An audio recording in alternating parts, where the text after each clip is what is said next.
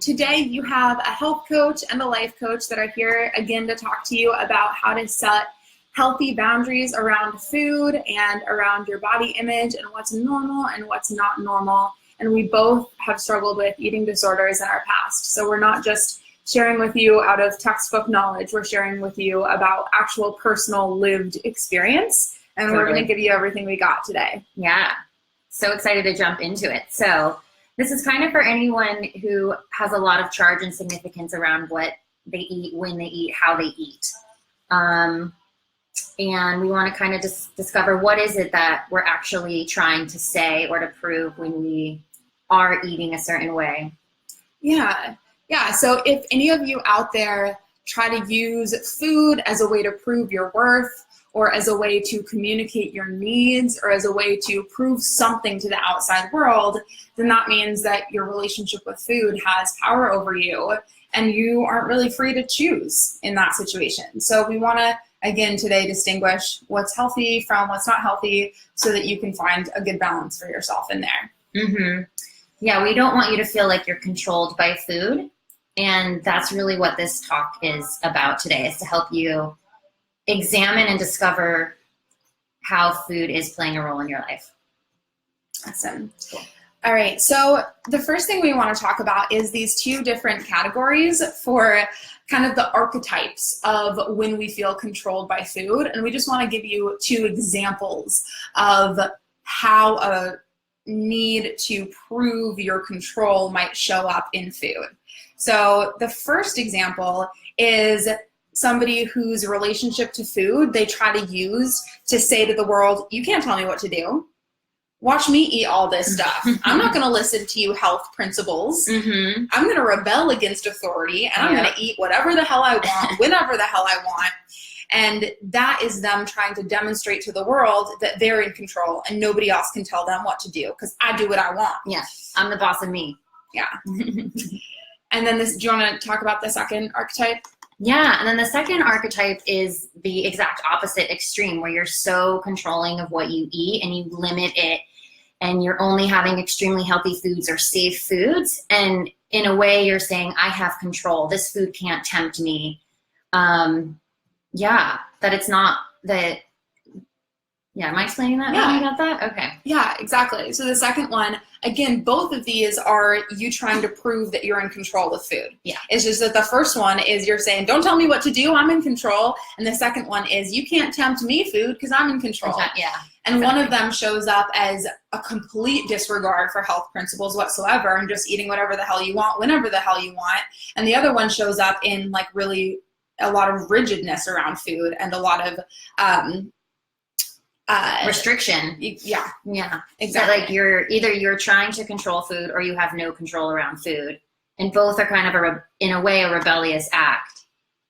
Right, and in neither situation is the person totally free to be able to choose how they want to eat and to be free to pursue their commitment to health. In both situations, you're being controlled by your relationship to food.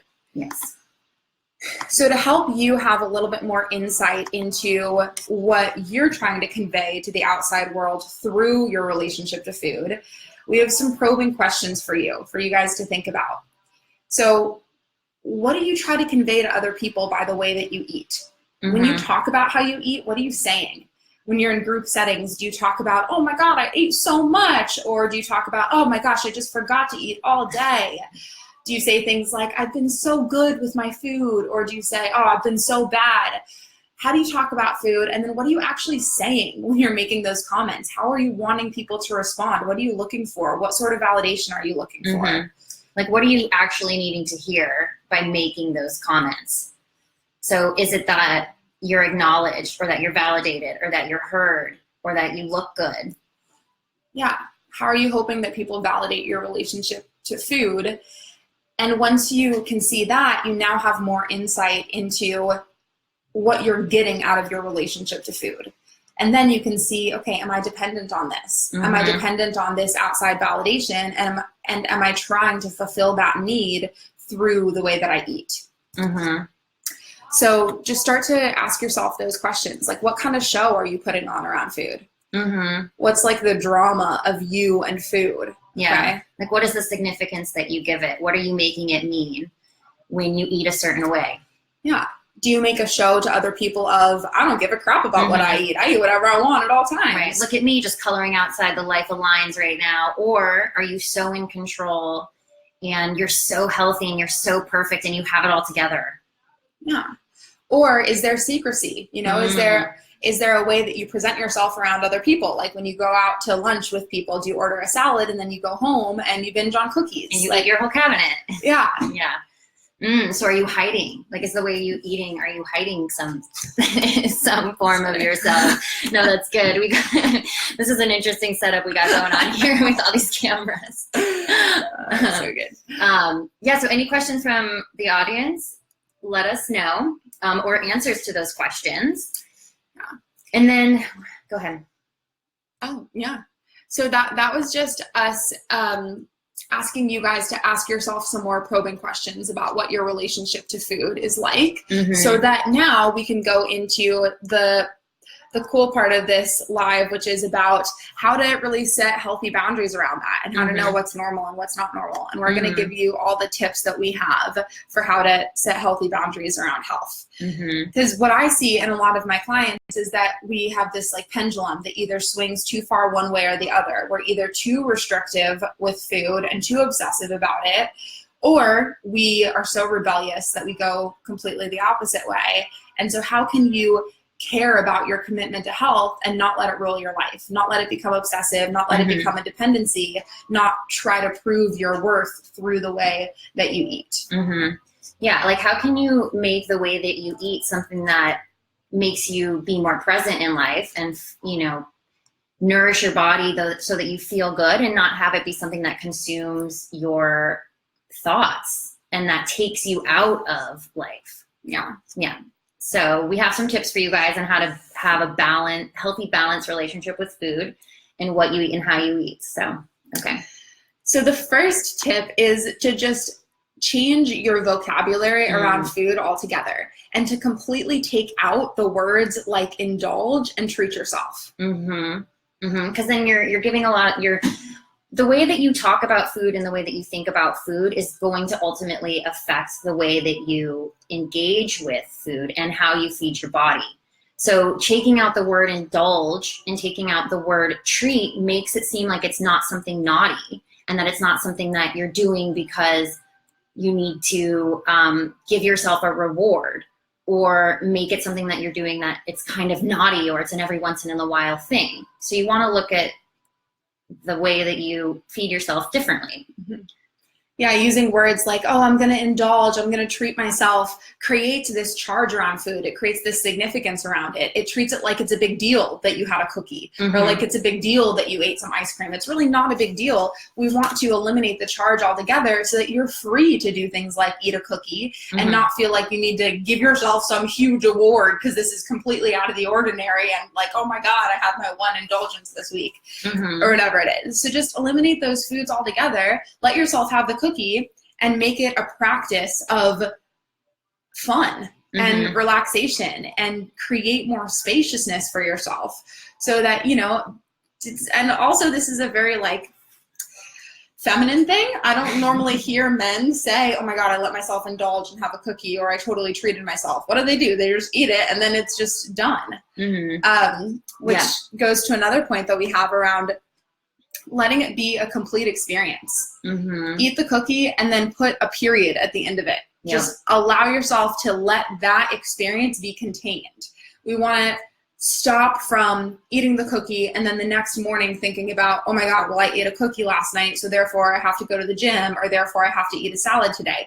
No, you really don't need to compensate, because your body knows that you ate a cookie. So if that means that you're going to be less hungry, your body will be able to tell you that. You don't need to do the mental work of calculating and analyzing what you ate. You can tap into that body wisdom, which Kara talks about a lot, and start to trust that, rather than needing to always think through, oh my God, what did I eat yesterday? How much did I exercise? And just eat what you want and have it be a lot more free of a practice with you and food. Yeah, it makes it more intuitive. So when you eat a cookie and then you make it this big thing, like, oh my God, I ate this cookie, so now this means I have to work out, or this means I can't eat a lot later, you're taking too much of it into your head and not enough of it into your body. Because if you eat a cookie, chances are your body is then going to say, okay, I really need some nourishing foods. I really want that kale salad, or I really want those vegetables, because your body is going to want to feel nourished.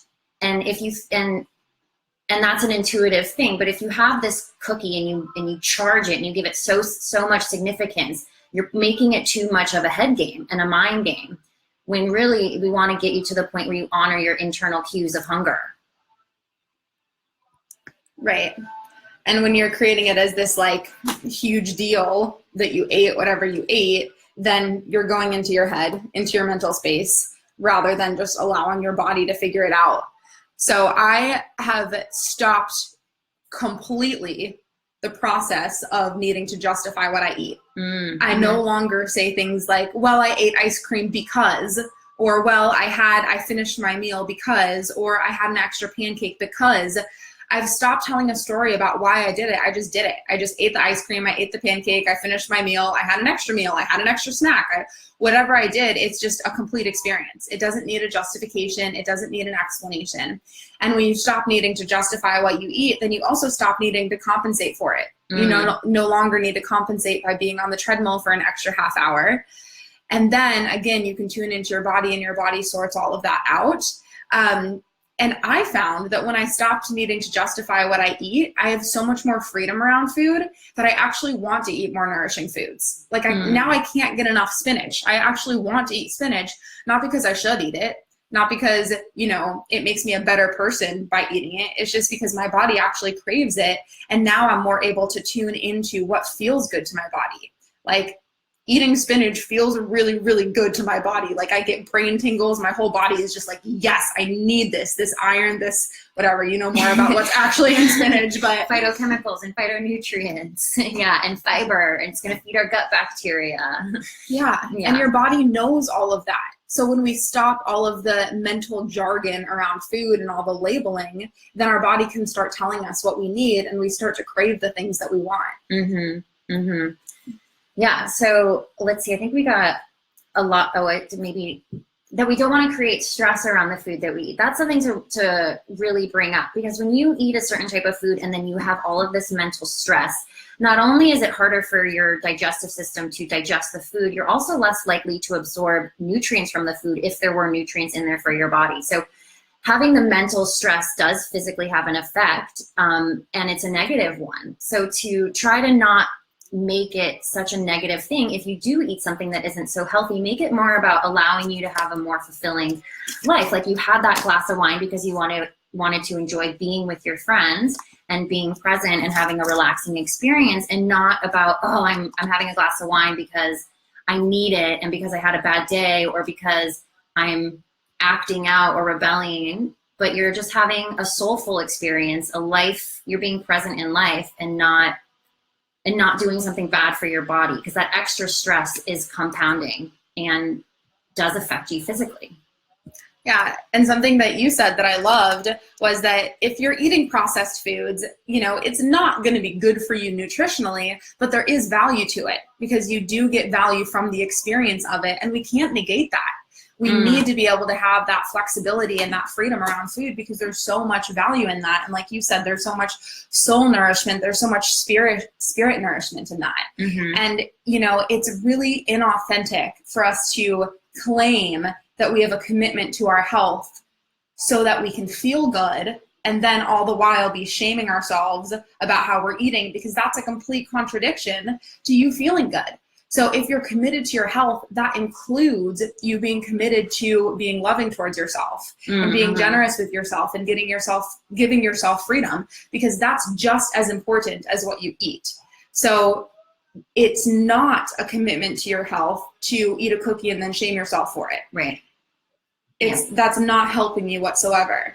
So the best case scenario is that you allow yourself to eat whatever you want, and you tune into your body, and you get to the point where you let your body tell you when it needs whole, plant-based nourishing foods. And then you also give yourself some freedom and relaxation to be able to eat some processed foods and not make a big deal out of it, because it's really not that significant. Mm-hmm. And then it's also to really remove the word diets from our vocabulary, because diet is a really, really charged word. There's a ton of emphasis and significance given to that word. And a diet is intrinsically temporary. It's not supposed to be a way for you to live your life in balance. It's about a temporary, discomforting period where you're limiting your expression and the foods that you're putting in your body. Yeah, I actually did a video on this a while ago on my YouTube channel, Health versus Diet, and I talk about how the word diet has the word die in it. It's literally talking about killing something off, killing off parts of yourself.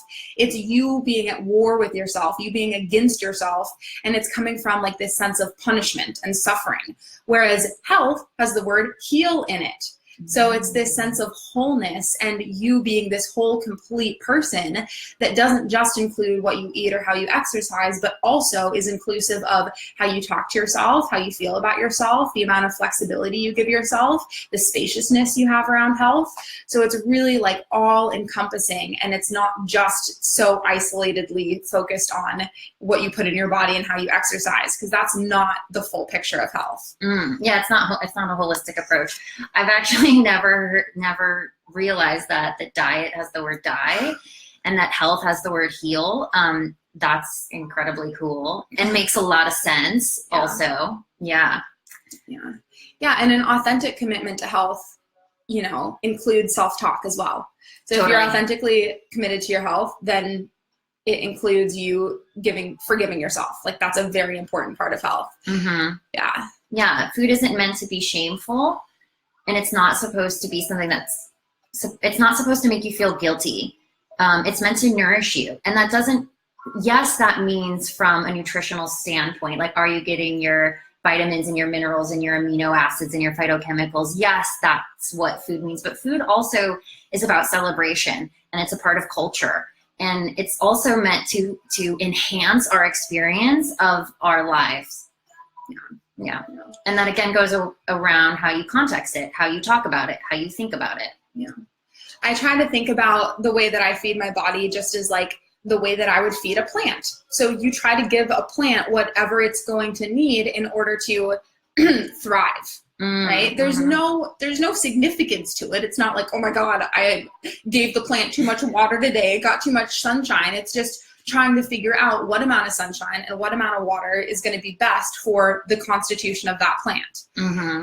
I try to do the same thing with my body. It doesn't mean anything about me if I'm eating sugary foods or processed foods or fatty foods or whatever. It means nothing about me. And how do those chemicals interact with the chemical of my body? Like what reaction occurs when I put certain foods in my body? Does it make me feel good? Does it not? Does it give me sustaining nourishment? Does it not? Mm-hmm. And I try to allow my food choices to be based off of that rather than based off these value judgments of sugary foods are bad, fatty foods are bad, whatever. It's like, no, it's different for every person and what feels really good to my body. Mm-hmm. If I'm being loving towards myself, then I'm going to, give my body the foods that make it feel the best. Mm-hmm. Yeah, I liked how you said that it's more about what is going to make you feel most alive in that moment and not about this is a good food, this is a bad food. Because when we have food rules like this, we're only more inclined to put more significance around the food that we eat and feel a certain way when we consume a certain type of food. So having a good food, bad food, or a safe food, dangerous food only contributes to the obsessive nature that we can have around food. Yeah, so it's important to, again, what Brandy said, focus on what foods are going to make you feel best. And if you have, and if you eat something and it doesn't make you feel that great, listen to the physical sensations of it, not the mental ones. Yeah, exactly. Yeah. I have worked with a lot of people with eating disorders as well. And, a big component of that is this like shame spiral that they go through after they've eaten foods that they deem as bad. And so a really important part of that process is, they're getting some noise, so I'm gonna. They're getting some noise? Okay, good. a really important part of that process is actually checking in with your body. Like, what physically is going on in your body after you ate those foods, and completely separating that from the mental narrative that you're telling about it. So if you just ate a whole pan of brownies, there's actually nothing wrong with that. Objectively, in reality, you have not sinned. You have not done anything bad. There doesn't need to be any value judgment. And get curious about how your body responded to that. How does your body feel? Where do you feel it in your body? What do the sensations feel like? Is it giving you more energy? Is it making you feel good? How do you feel the day after? And then just taking that at face value. Oh, okay, it's not bad that I ate a pan of brownies. And when I eat a pan of brownies, I have less energy. I feel more fatigued, and I'm so full that I'm not really able to be present and to focus on my life because I'm so focused on the sensations inside my body. And for those reasons, I'm disinclined to want to eat a pan of brownies again, because I want to be able to feel good and I want to be present in my life. I don't want to be in pain. And it actually caused physical pain in my body. Or maybe eating a pan of brownies makes you feel really, really great. And then awesome, and go then for it. Yeah, go enjoy that sugar high. Exactly. Do you want to read through our questions? Because I have one right here. Yeah. I think you got a few that had come in as well. Yeah. So mine is, do you ever evaluate the intent with exercise? Meaning, are you working out to be fit, or are you working out to be fit and healthy, or just because someone works out doesn't mean they're healthy? So kind of like, are you working out because you ate really poorly and you're like punishing yourself by working out? Or are you working out because you're obsessed with looking perfect, and so you really put a lot of pressure on yourself and stress on your body? Or are you working out because it feels good and it produces a bunch of endorphins and really good neurotransmitters, and so we feel phenomenal physically in our body? It reduces stress. It helps with blood flow and digestion, right? So there's all different ways that working out and exercise can unfold. And so, of course, evaluating our relationship with exercise is a valuable part of the holistic health, wholeness, balance of our reality. Yeah, so that's like a whole other topic, but almost very similar. Yeah, I think we often isolate these components of health. Like, we think of food as one category and then exercise as one category, and like as if those are the only two categories of health. I found it really helpful to think of health as the conscious monitoring of everything that I put into my body. So it includes the exercise that I put into my body. It includes the movement that I put into my body, and it includes the thoughts that I put into my body. We consume thoughts just like we consume food. It's an energy that we're circulating through our bodies. And so again, it has to be, when we think about health, we have to consider all of these things. How is the way that I'm treating my body? What are all of the different vibrations that I'm putting into my body? So it includes meditation. It includes having friendship time. It includes having fun. It includes all of that. And then when we think about it in this holistic view, we stop calculating these individual parts. We stop analyzing how many hours a day did I spend at the gym, or how many calories did I burn? Because that's not really helpful. That doesn't give you the full picture. Isolating any one variable of your health is just really not helpful at all. Yeah, because then you're treating yourself like a sum of parts instead of like a whole being. And it's and it's important to it's important to not compartmentalize and not think that your inputs don't affect your outputs, right? So like, if you're not working out, that's going to show up for you in your ability to focus, your ability to sleep, your ability to be productive at work. It's going to affect your energy levels. And then if you're eating too much, or you're not eating enough, again, that's going to affect your sleep. That's going to affect your energy levels. That's going to affect your mood. That's going to affect how you show up at work. And then if you're not allowing yourself time to have fun, and you're not spending time with your friends, and you're not spending time with your partner, again, it's going to show up in all of those areas. So you don't want to compartmentalize and look at yourself as a bunch of different little parts. You're a whole, complicated, beautiful being, and it's all encompassing. Yeah, and I also think it's important to not think about exercise in these strict terms of like, well, did I go to a spin class today? Like, no, how did you move your body today? Movement. Did you stand up once an hour? Did you stretch? Did you go for a walk? How did your physical body move around the world today? And really thinking again about that as a holistic picture rather than as isolating it as like, oh, I didn't go to the gym today and therefore I didn't exercise and I should be ashamed. It's like, no, you want to move your body because that's what your body needs in order to feel good. You don't have to check this box of I spent X number of minutes on the bike today and therefore I'm a good person. Yeah, again, it's working out isn't just to like lose weight, and it isn't just to punish yourself for what you eat. It's, yes, exercise is important if you want to lose weight, but it should never be a punishment for what you ate or a punishment for how you're living your life.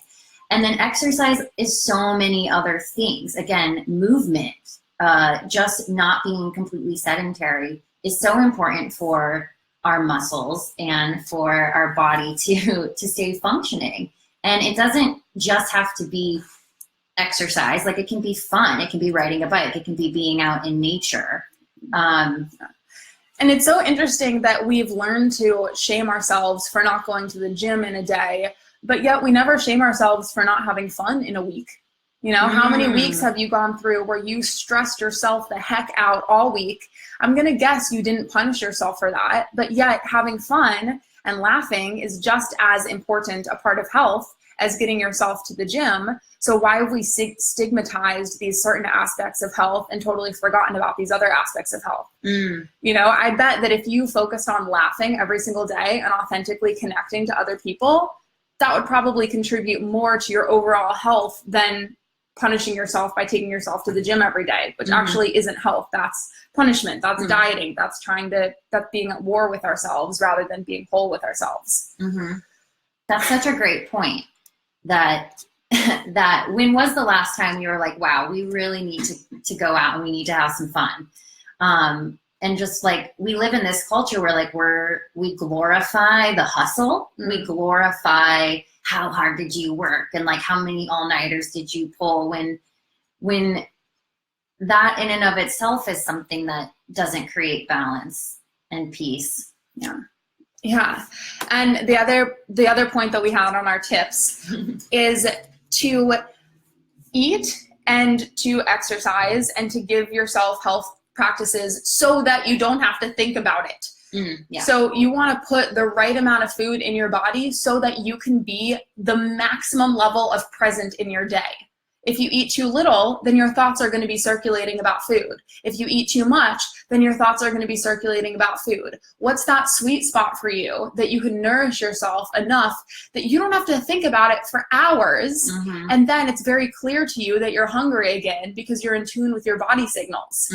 So when I was going through my eating disorder, I couldn't wrap my head around this concept. I didn't understand that it was possible for people to not think about food all of the time because I was obsessive about it and I was thinking about it all the time. And I was, you know, in an industry that totally normalized that. So it wasn't until I started on my healing journey that I realized that I want to try to eat food so that I don't have to think about food, so that I can put my attention out there on my life rather than over here on my body. So I think that's a really helpful way to think about health in general. How can you exercise, move your body, eat, nourish yourself, give yourself these experiences that allow you to be the most present in your life and the most joyful.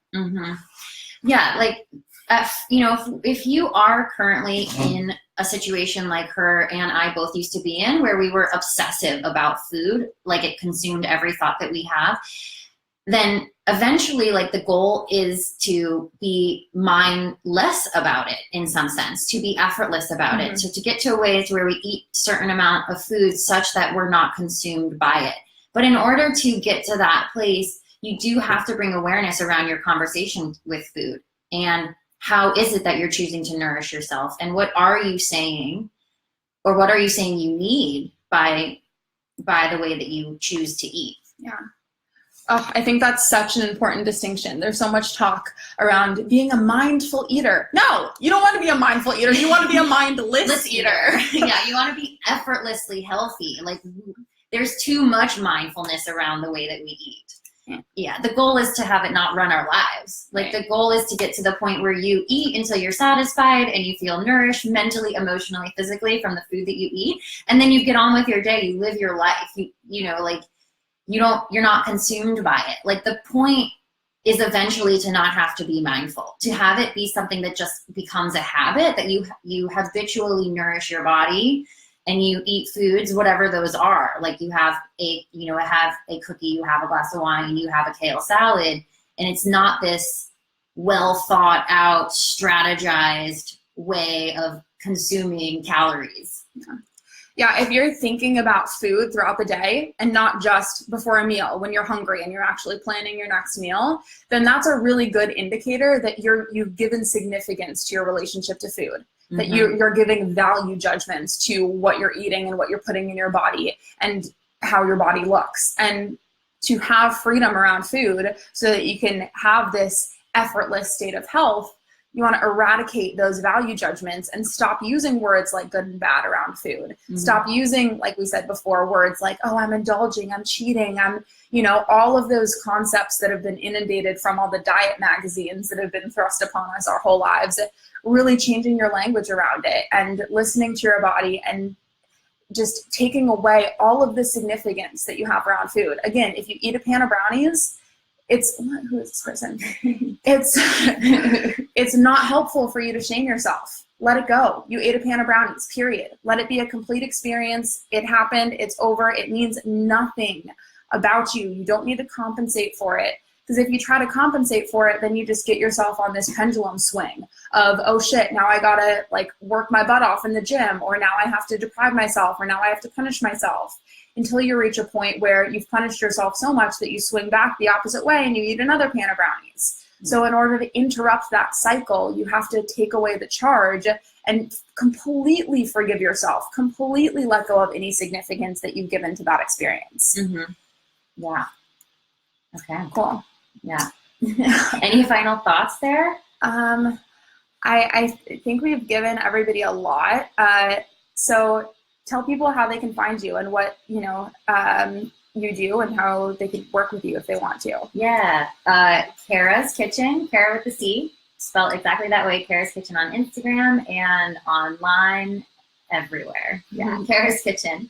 And same with you, love. Where can my friends find you? So my Instagram is Brandilyn, BRANDILYN _Tebo, TEBO. And I'm a life coach. We host healing women's retreats. And you can reach out to me, message me if you want some coaching around any area of your life that you're dealing with. Yeah.